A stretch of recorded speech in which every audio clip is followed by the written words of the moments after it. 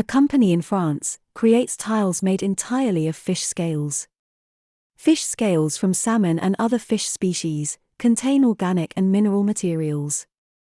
Collagen is extracted from the organic materials during the manufacturing process and acts as a binder when remixed with the mineral portion of the material.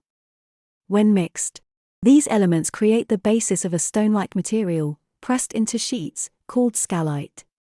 Scalite is stone-like, making it an excellent alternative to ceramic tiles. You can bond it directly onto cement board or plywood, and cut it using traditional table saws and machines. Its applications include wall coverings, furniture, and home accessories. What's unique about Scalite is that you don't need additives or binders to create it, unlike other natural materials like bioplastics and natural cement. This means it's healthy and environment-friendly.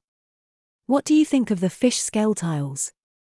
Let us know your thoughts.